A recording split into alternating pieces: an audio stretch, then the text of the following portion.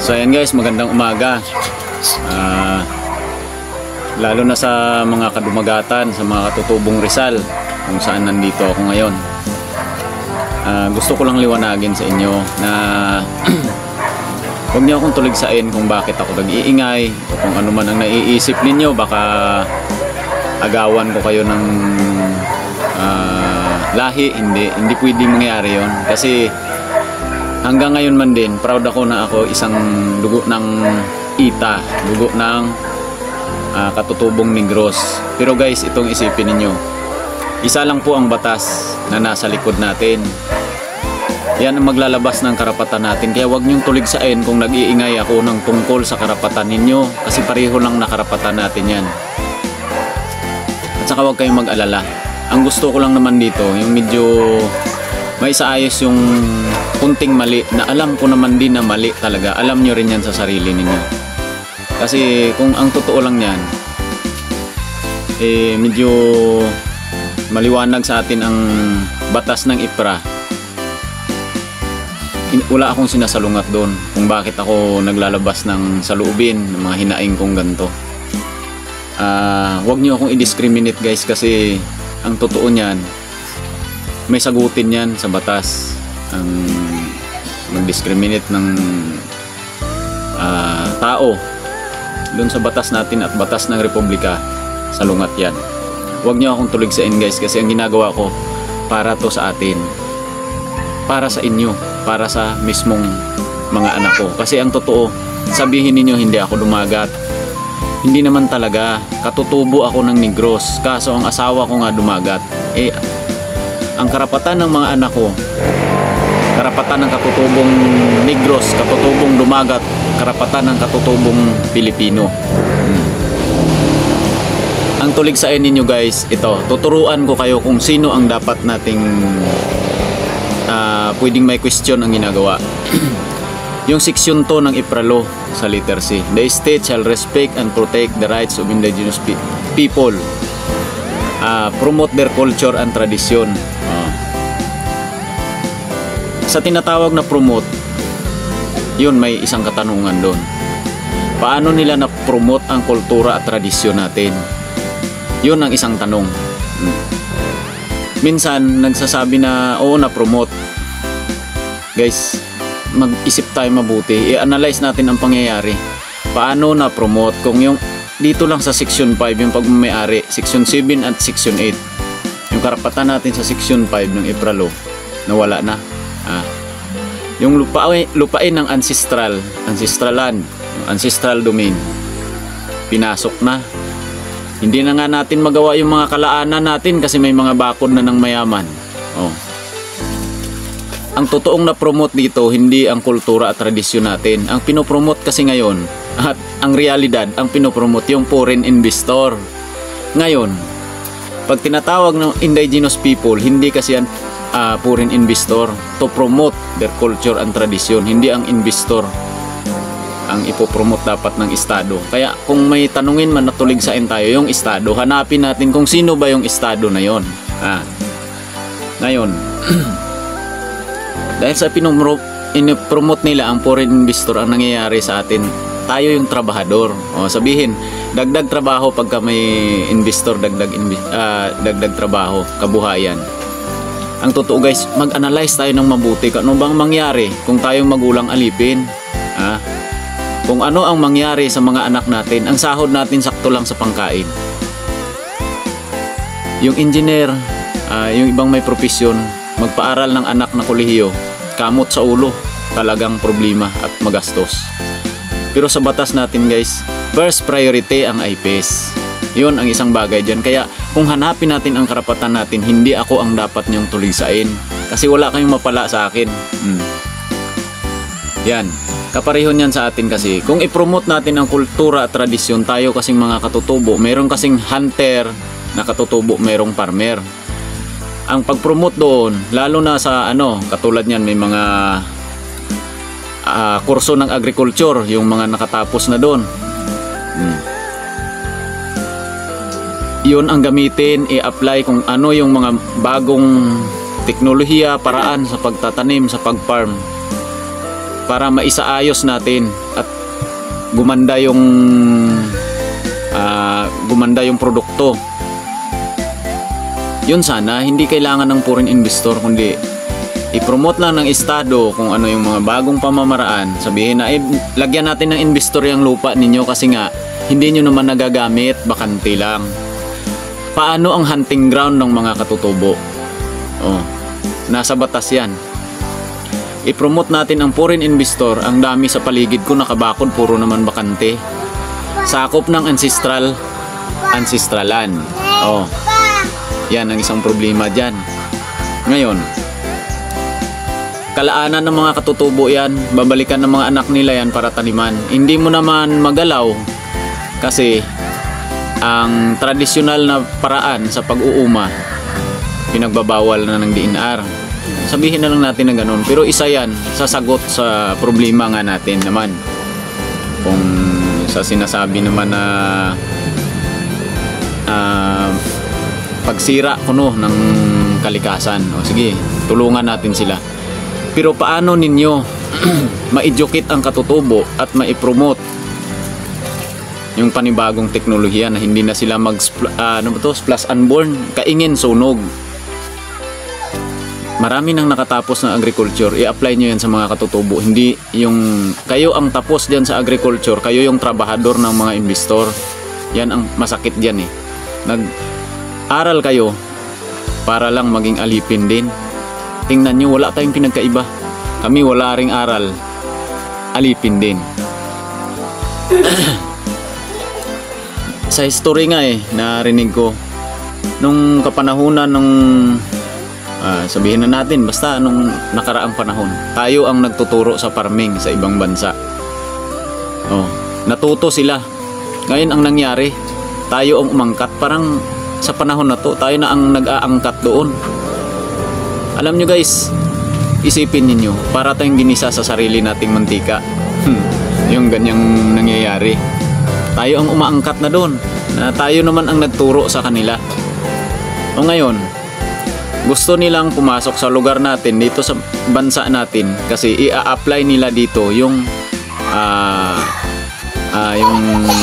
kaalaman nila na nung panahon tayo ang nangunguna dyan. Tingnan nyo kung gaano ba tayo kabait ng mga tao, kung gaano tayo kabait ng mga katutubo. Ito guys, may i-share pa pala ako sa inyo. Kung kayo ayaw nyo amining katutubo kayo, subukan nyo ngang balikan. Subukan yung tanungin lolo, subukan yung tanungin yung nanay tatay ninyo, kung kaya pan lang alamin yung panglimang lolo ninyo. Ako siguruhin ko sa inyo, balik kayo sa nakabahag. Ito pa, sa foreign investor naman guys, pinaganda lang pinaganda lang yung pangalan. Pero yan yung mga tao na pinaglaban nila dati, na kalaban nila Lapu-Lapu, kalaban nila Andres Bonifacio, yan yun. Pinaganda lang yan, sabihin nila para makatulong. Oo, makatulong guys sa kung ano man ang proyekto nila dito sa bansa natin. Siyempre tayo ang trabahador, yan ang masakit dyan. Alam nyo, kung buhay pa yung mga ninuno natin, uulitin nila ang ginawa nila mananaga sila ng tao. Ayaw nila ng ganun, mananakop. Yan ang masakit na katotohanan. Kaya medyo mahaba ang video natin, pero pasensya na kayo. Gusto ko nga talaga, kaya ang hiling ko lang sana sa mga katutubong kababayan ko, tanggapin natin sa sarili natin, mag-analyze tayo ng mabuti. May batas, aralin natin ang IPRALO, Indigenous People Right Act, Republic Act 8371. Yan, aralin ninyo guys. Doon makikita at mabuksan talaga kayo. Huwag nating isipin na wala kaming oras dyan kasi namamasukan kami. Kaya ako guys, na may freedom ako, na may oras ako sa pagsasayang kasi wala akong amo. Ang sarap ng buhay na ganito. Kahit mahirap man, pero ako, may freedom ako. Hindi hawak ni boss ang oras ko. Isa lang ang may hawak ng oras o mismong buhay ko, yung nandoon sa taas. Yan ang tandaan natin. Yung nandoon sa taas, Yun ang boss ko. Kayo, sino boss nyo? Investor? Ito pa pala guys, may dagdag ako. Baka isipin naman ng iba, ano tayo, rebelde. Bigyan ko kayo ng ano guys, ng palaisipan. Ito ang adhikain o ito ang isang sign ng rebelde. Medyo kapareho ko. Katulad niyan, ako naman nakabase sa Republic Act, sa batas natin. Ngayon, yung rebelde lumalabag sa batas yan. Lumalabag sa batas yan. Masabihin na lang natin, may mga proseso silang labag sa batas. Hindi naman din lahat siguro. Pero bilang sa pangalan na lang ang pagka-rebelde, hindi ko naman tinututok sa isang samahan ng yun kung bakit sila rebelde. Ito, yung labag sa batas, sabihin lang ng armed forces natin na yun talaga yung rebelde. Mag-isip nga tayo ng mabuti, sino ba ang lumabag sa batas? Yun, tawagin natin rebelde, aminin nila na rebelde sila. Republic Act 8371, Indigenous People Right Act. May mga seksyon doon na nalabag na ng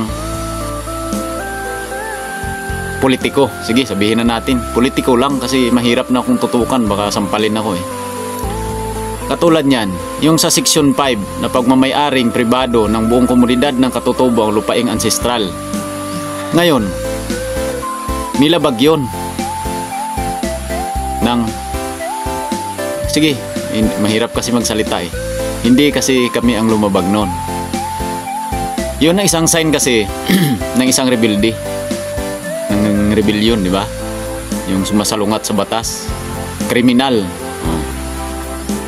Parang kriminal yun eh, kasi kabuhayan yun eh, mamatay ang tao pag tanggalan mo ng kabuhayan, di ba? Krimen yun.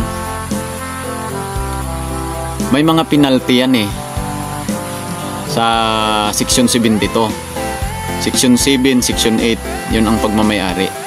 Ngayon guys, hanapin natin ang lumabag sa RA 8371.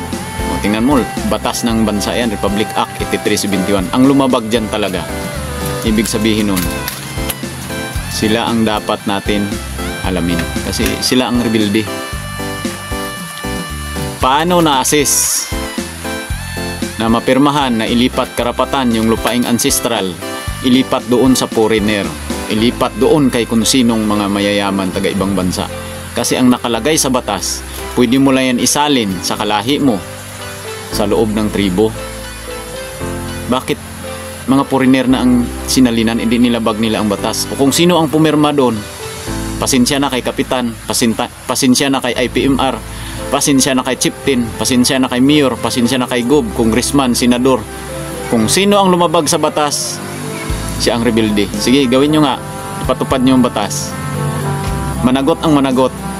Sige, para malaman natin, mahirap yung kami lang laging maliliit, ang bigyan nyo ng isyo na rebellion.